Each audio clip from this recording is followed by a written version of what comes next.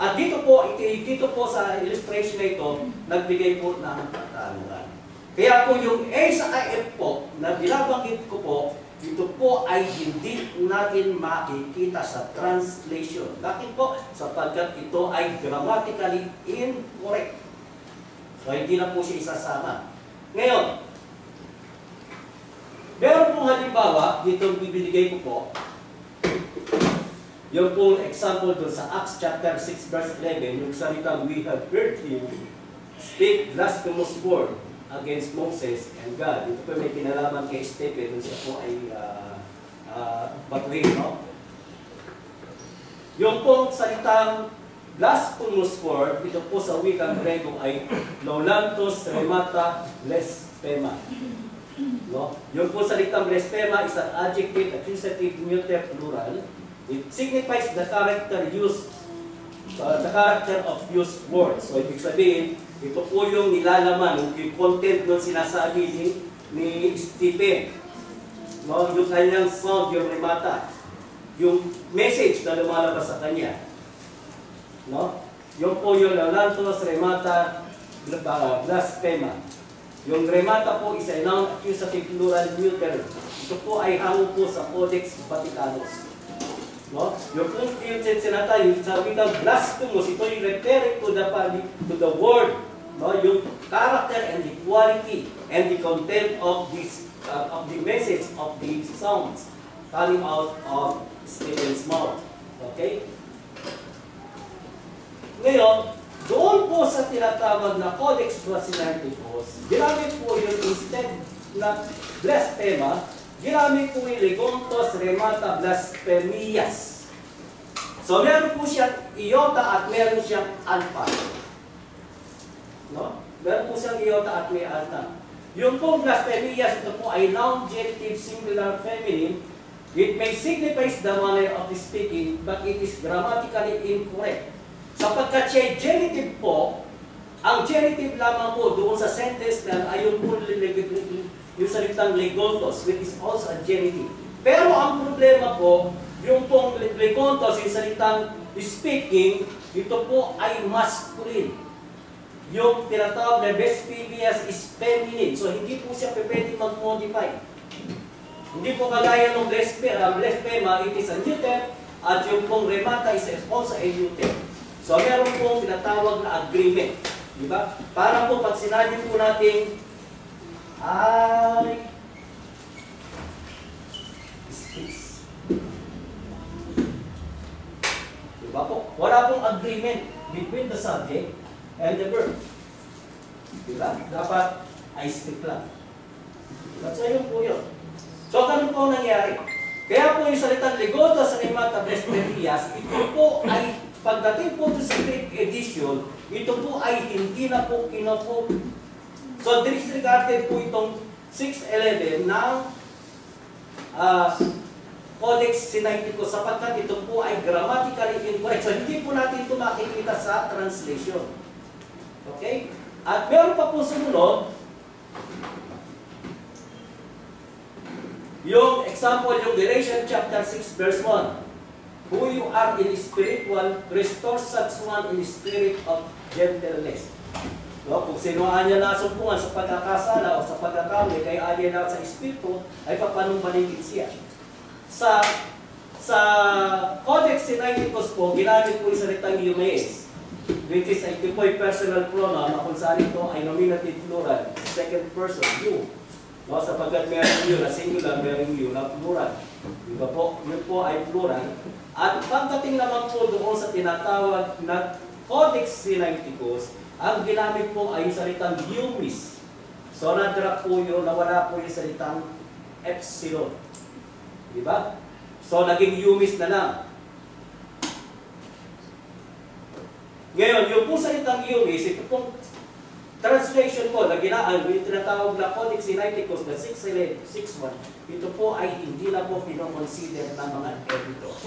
Bakit? Sapagkat ito po ay grammatically incorrect. So, ibig po sabihin, yung omission, addition, mapapansin po natin, lagi po siyang associated po sa change of word.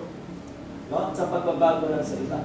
Yung pong UBS ay hindi po masusumpungan sa normal o sa tinatawag na standard Greek, ancient Greek pronoun o Koine Greek pronoun. Ay sinikap po kung hanapin ito dito po sa West Corten Hort, sa Textus Receptus, sa Greek ni Stephanos, hindi ko po siya makita. Nakikita ko lamang po siya sa Codex Sinaiticus. Okay? Ngayon, dito sa mga bagay po na ipinakita po natin, ano po ang sinasabi ng isang Greek scholar. So, sumimpi po tayo sa isang aklat.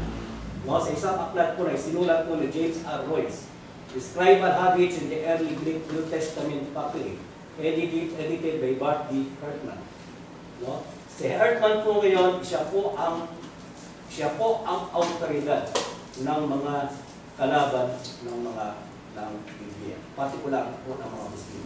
Open quoted po siya po ang ginagamit na authority nila para patunayan na ang Biblia natin ay hindi ito. Bakit po? Sapagkat si Ehrman po dati pong Anglican, nag-aaral ng wikang Grego, nagpakadumagasa sa wikang Grego, at matuto po sa sabi niya, mali po ang Biblia. Hindi dapat maging batayan ng pananampalataya. At siya'y sumulat ng isang aklat na kung saan ito yung mismong Jesus, kung saan pinatuturayan niya ang Biblia natin ay mali. No? Doon po sa aklat na isinulat na edited niya, sabi po niya, ito po. Sabi, basahin na po natin sa wikang Tagalog. Ako ay naging malaya sa paghanay sa mga pagbasa bilang ortografiko. Ibig sabihin ng ortografiko, yung paghahanay ng mga salita para bumuo ng paghahanay ng mga letra para bumuo ng isang salita. Ako ay naging malaya sa paghahanay ng mga pagbasa bilang ortografiko at hinanay ko ang maraming pagbasa na kinapapalooban ng hindi pangkaraniwang pag-aalis, pagdaragdag o pagpapalit ng mga titik. Sa pangunahin, aking isinama ang mga dosenang pagbasa na sanhi ng pag-aalis, pagdaragdag o pagpapalit ng B at C. So yung pong pag-aalis at pagdaragdag na kung saan ito po ay nagiging grammatically incorrect, ito po obvious na grammatically incorrect, ito po ay hindi na po nila kinoconsider pagdating po doon sa tinatawag na Greek edition na babasa po natin. At yung Greek edition na yun po yung accessible sa mga preacher ngayon. No? Mabibili po natin yan sa mga bookstore. Maski mo sa internet, nakakabili. So, pwede po tayo mag-download ng libre sa internet. At bukod po dyan, doon po sa talakaya na ginawa ni Ehrman, ni Bart Ehrman at ni Daniel Wallace. Ito po ay parehong Greek scholar. No? Isa po sa aking hinahangaan ay si Daniel Wallace. Siya po ay may lead na sa panahon ngayon. So, doon sa dialogue niya, kanong pagkakasabi po niya? Ang sabi po nila, untrained and uneducated Christian scribes were responsible mostly for unintentional variants that are easy to discern even for their own success. So sabi po na yung pagkakamali nito mga scribe, mga untrained and uneducated, madali niyang makita. No, sabi nila, for their own sources. In his study of the most extant New Testament papyri, Royce, ito po yung ginot natin nung una, no?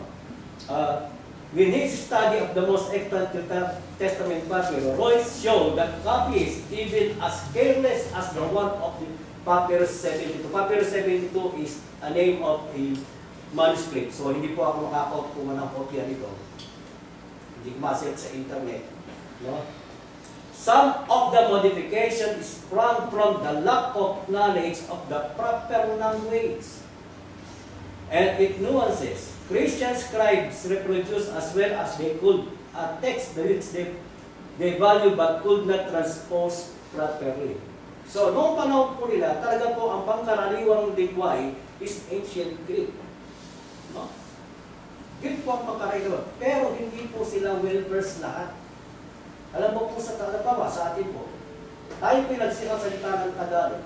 Pero pag tayo po'y nagsalita ng essays sa wikang Tagalog, titiyakin ko po, napakarami po natin grammatical error na Tagalog. Naniniwala po kayo. Maski po ang mamaya Tagalog, ganun din po.